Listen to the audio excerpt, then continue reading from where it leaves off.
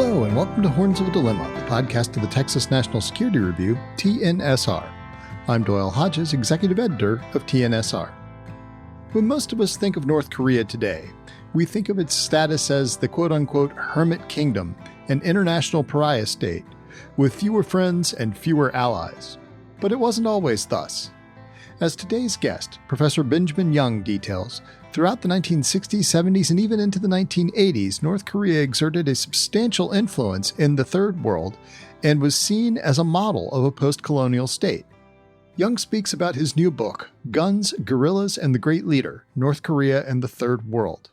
He details issues of intra-Korean competition for status as the legitimate Korean state, the role of North Korea in trying to develop revolutionary movements and support non-state actors, and the role of the Kim family in developing close relations with other third world leaders.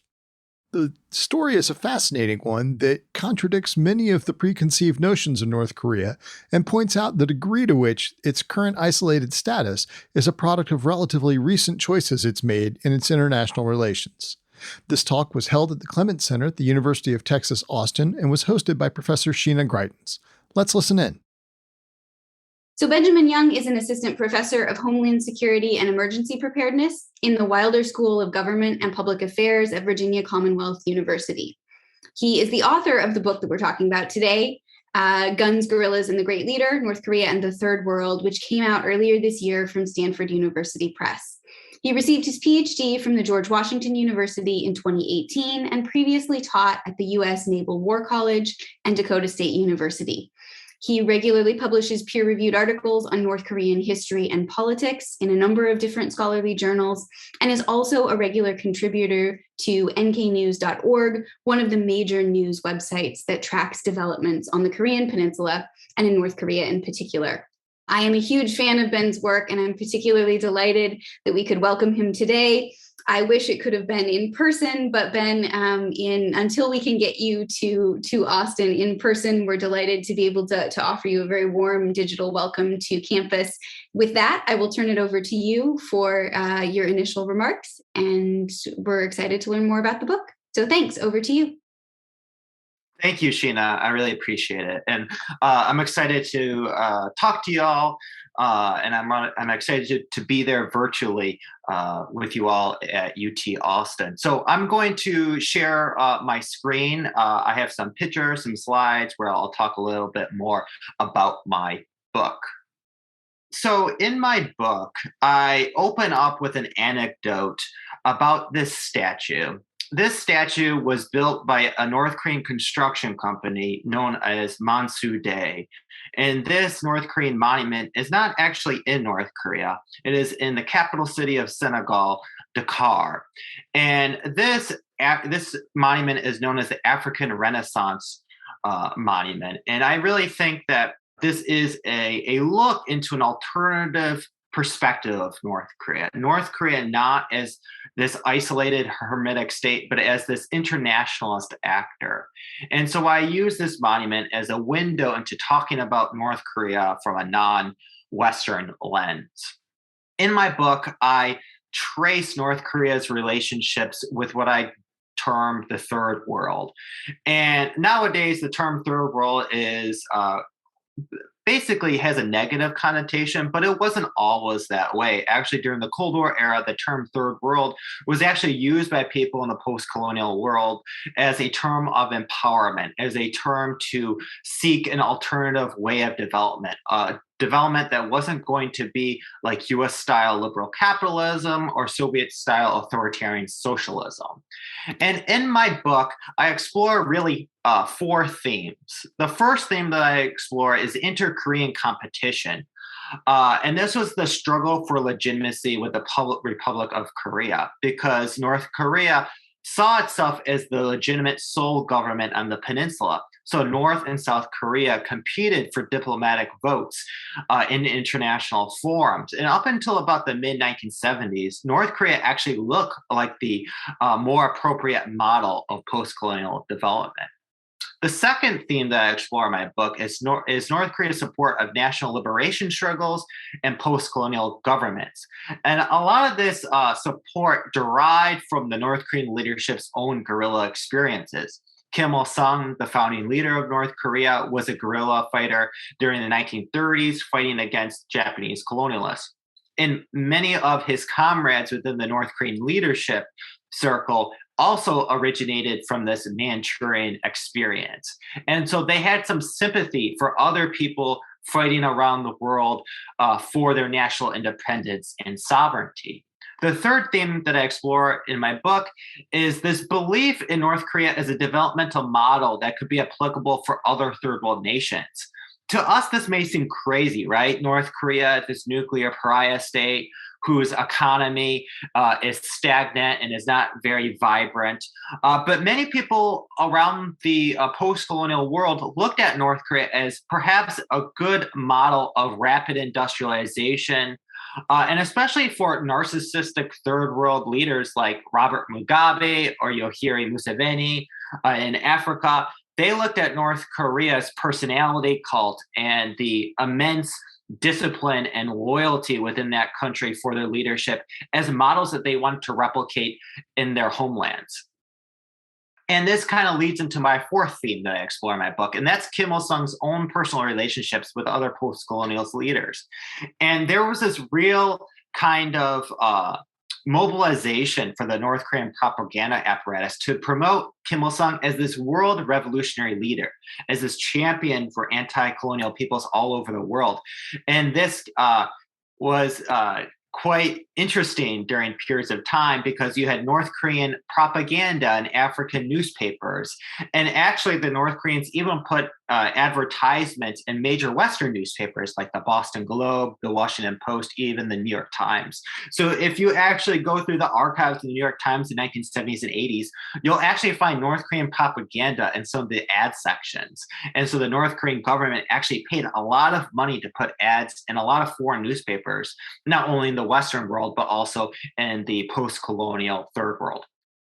And so I'm going to kind of delve a bit deeper into each of these themes. And in my book, I use quite a few images. And this image right here is one of my favorites because it's this image of all these post-colonial peoples embracing this flag of third worldism. And I look at North Korea not as this Stalinist state, not as this Neo-Confucian kingdom similar to the Chosun dynasty. I look at North Korea as a guerrilla state, a country that embraces the ethos and mentality of guerrilla fighters. And a lot of that can be traced to Kim Il-sung's activities in the 1930s because he grew up in a period where there's a lot of turmoil, a lot of anti-colonial rebellion going on. And I think this really influenced his worldview for the rest of his life. And it influenced how he treated allies and how he treated foreign countries in general. And North Korea is a third world model. What really attracted a lot of third world countries to North Korea was this militant independence streak and this commitment to self-determination. This was really kind of embraced within the ideology of Juche. In North Korea, this is commonly kind of translated as self-reliance or as self-sufficiency. The literal translation from Korean is master of one's body. But Juche really fit in with the post-colonial vernacular during this period of time. For example, when Tanzanian government officials met with the North Koreans, they talked about how Juche actually was very similar to their own indigenous concept of ujamaa, which essentially kind of meant self-reliance. And one of the ways in which North Korea was able to appeal to a lot of third world actors was through state-sanctioned visits. And so you have revolutionary figures like Cuba's Che Guevara or Zimbabwe's Robert Mugabe going to visit Pyongyang and coming away from their visits to North Korea really impressed with the North Korean system of governance. And there's also this really big campaign to promote Kim Il-sung as this revolutionary figure, not just for North Koreans, but for people of all around the world that promoted the ideals of anti-colonialism and national independence. And so I'm going to take you through a few case studies, the case studies that I think are the most interesting. And the first I'll start off with is the case study of North Korea's relationship with Cuba. And it all kind of began during Che Guevara's first meeting with Kim Il-sung in 1960. Che Guevara went on a tour of the Eastern Bloc, and he came back to Havana, and he was asked by a journalist, which country in the Eastern Bloc were you most impressed with? He didn't say the Soviet Union. He didn't say China. He said North Korea, because it was this country that rapidly rebuilt itself after the devastating Korean War. And for the North Koreans' part, they honored Che Guevara. They represented Che Guevara in their propaganda as the ideal of a selfless communist revolutionary. And so you actually had posters in North Korea promoting the ideals and traits of Che Guevara. In the North Korean state-run newspaper Rodong Shinmun, there was actually the famous portrait of Che Guevara in some of their pages. And so this is quite unique for North Korea, because typically the only kind of portraits and only kind of martyrdom you get within North Korean state-run propaganda is that of the Kim family. But Che Guevara actually got a special place when it came to North Korea's cultural production. And North Korea and Cuba, their relationship was not just based on these visits, but there's actually material assistance as well. For example, North Korea sent weapons and supplies after the Bay of Pigs invasion. And they also had very close ideological links. For example, Raul Castro in 1968 said, quote, if someone is interested in what the Cubans' opinion is on certain questions, he should ask the Koreans. And if someone asks what Korea's standpoint may be in certain cases, he can safely ask the Cubans about that. Our views are completely identical in everything. And so this Cuba-North Korea relationship was really, really tight. This was not just rhetoric. It really was this special relationship between these two countries, which saw each other on the front lines of the fight against US imperialism. And there was also this kind of configuration of this international proletarian movement, because they thought the Soviet Union wasn't actually the real anti-colonial power that it said it was. And so Cuba, Vietnam, and North Korea, they thought that they were the sole manifestations of armed revolution. And they thought that great powers, the US, China, and even the Soviet Union, they couldn't really be trusted. There needed to be this common unified front composed of small revolutionary powers. The second case study I want to talk briefly about is North Korea's support of non-state actors. And North Korea's support of non-state actors actually began in Vietnam. And that's when the North Koreans supported the Viet Cong, also known as the National Liberation Front. And despite North Korea's geographical distance from this conflict, Kim Il-sung felt a special connection to the Vietnamese struggle, and he often voiced his support for the Vietnamese communists. In the North Korean state-run media, there were actually calls for volunteers in North Korean factories and farms to head to Vietnam and fight alongside the communists. Ho Chi Minh and the Vietnamese communist leadership never actually heeded this call. The North Koreans that did actually go to fight alongside the communists, they were very much clandestine.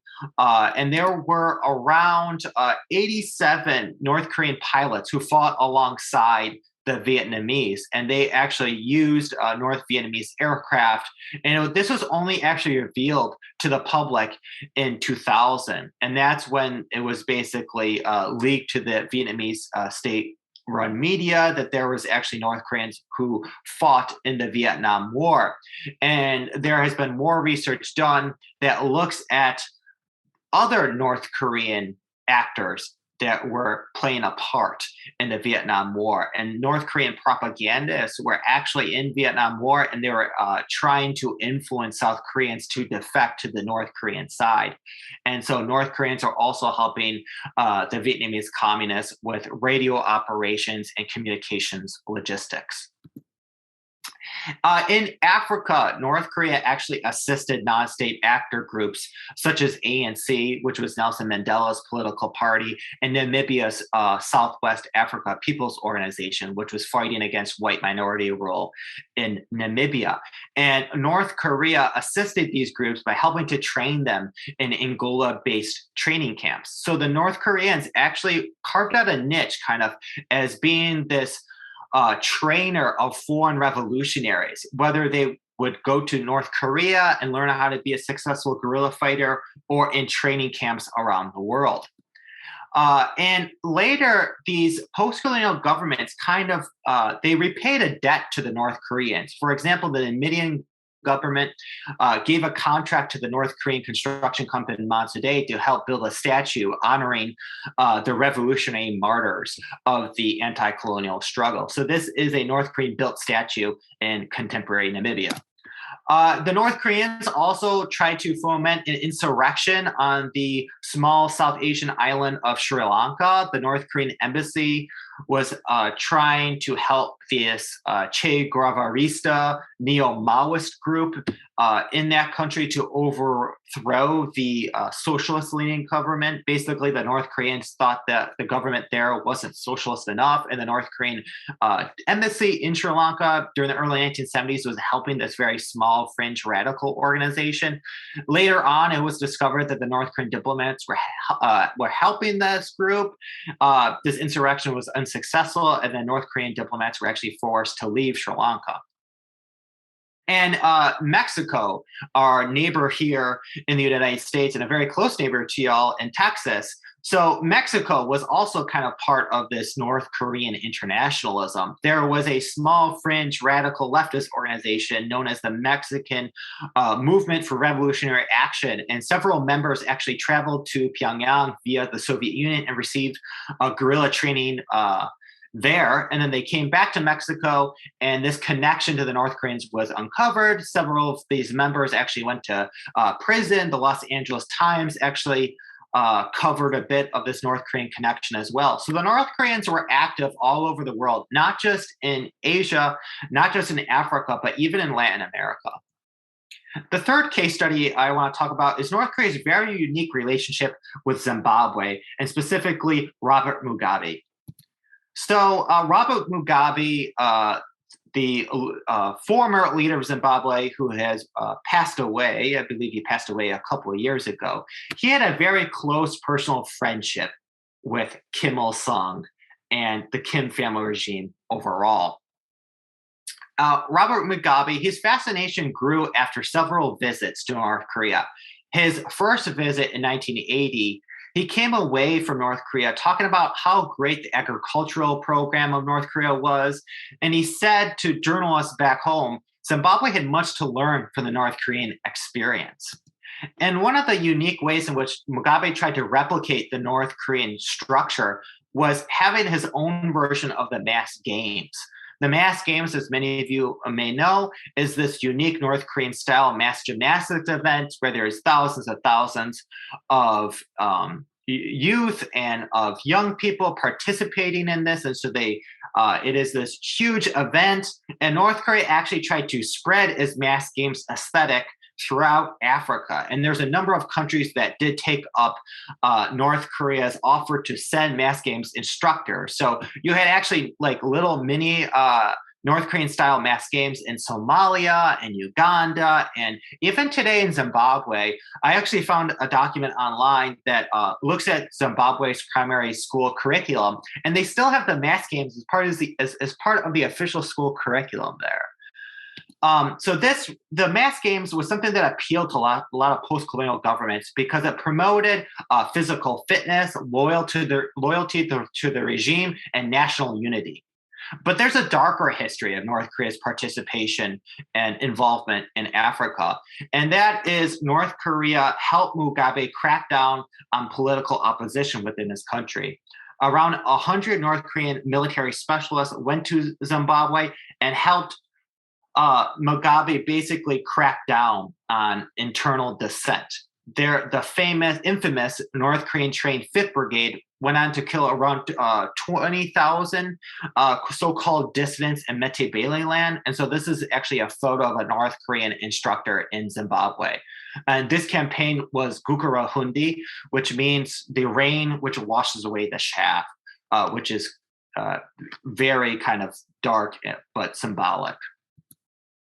The fourth case study, the last case study I want to look at, is this exportation of the Juche ideology and North Korea's soft power in the third world. And Juche was something that the North Koreans thought was not just something that they could use at home, but something that could be applicable to post-colonial peoples all over the world. So you have North Korea's publishing houses publishing this English language, French language, Spanish language literature, promoting the Juche idea as this great revolutionary banner. And they also disseminated their foreign-oriented newspapers, the English language newspapers like the Pyongyang Times and Korea Today, which is still around. And one of the most unique relationships for the North Koreans was their relationship with the Black Panther Party. The Black Panther Party leader, Eldridge Cleaver, really admired Kim Il-sung, really admired North Korea. And he actually published a book called Juche, which was composed of the speeches and writings of Kim Il-sung.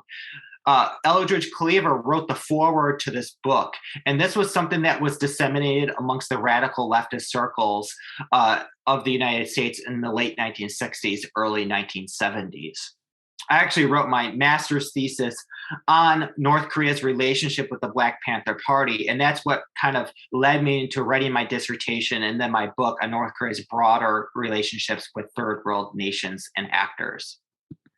And this is my favorite little anecdote when it comes to Juche and the globalization of Juche ideology, because this comes from the Black Panther newspaper, and it's how the Black Panthers indigenized Juche for their own goals. And so this last paragraph here, I think it's great. Broken wine bottles and hypodermic needles are very effective. Pork chop and chicken bones can even be utilized for weapons. This is Juche, relying on what you have to sustain your resistance. Not to mention the guns, knives, and gasoline. We have all this too. So this is from the Black Panther newspaper, but it's how Juche fit in with this post-colonial vernacular. It fit in with this development discourse. It was not something uniquely Korean, as Bruce Cummings has said about Juche. Juche was really not something like exceptional. It just fit in with the rhetoric and the vernacular that was being circulated throughout the developing world. And for their own part, the North Koreans, they accepted gifts from their allies and friends around the world. So this little creature here, so this is a gift from the Sandinistas to the North Korean leadership. The North Korean leadership put this in their friendship exhibition within the country. And if you go to this international friendship exhibition today in North Korea, they have all sorts of gifts. And this is very much kind of in line with the gift-giving culture of broader East Asia. And I always like to have this picture here of the Sandinista crocodile. And North Korea today, it's a very different country. And what happened essentially in the 1980s and 1990s is North Korea's stagnant economy essentially limited what it could do around the world. It can no longer give aid for free. It can no longer build monuments for free. It became much more of a pariah state, largely because they had been involved in these bombing campaigns. In 1983, there was a bombing campaign orchestrated by North Korean agents in Burma, which was aimed at the then South Korean president Chun Doo-hwan. In 1987, a North Korean agent brought down a Korean Airlines plane. And so North Korea was increasingly looked at as this very weird, strange country. And North Korea turned more internally. It became way more nationalistic in the 1990s. It became way more militant, way more focused on its nuclear development program.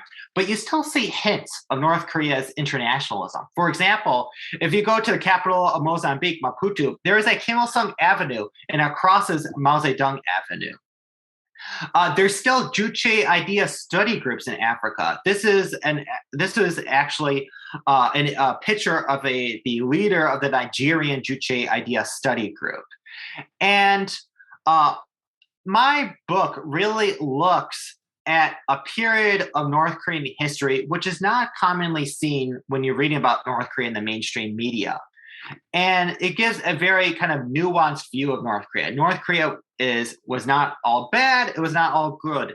And I think that third world actors looked at North Korea in that nuanced way.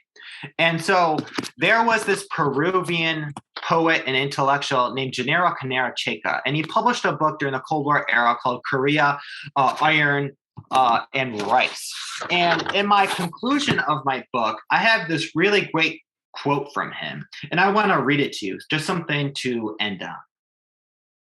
In the early 1980s, historian John Holliday asked Gennaro Canera Checa, a radical Peruvian writer and frequent traveler to the DPRK, who published a book on the country in 1977 entitled Korea, Rice, and Steel, his honest opinion of North Korea. Checa replied, "They fought the North Koreans. They have done incredible things in the economy. It's the only third world country where everyone has good health, good education, and good housing." Holliday then asked Checa his view of North Korea as a poet. Checa said, "It is the saddest, most miserable country I've ever been to in my life. As a poet, it strikes bleakness into my heart." And I really like that quote because it encapsulates so much of this nuanced view of North Korea. This view of North Korea that it was great in terms of economic rehabilitation, but that came at a cost, and that's the massive human rights violations and the absolute brutal repression that the North Korean regime has cracked down on its citizens, ever since the founding of the country in 1948. Thank you very much for tuning in.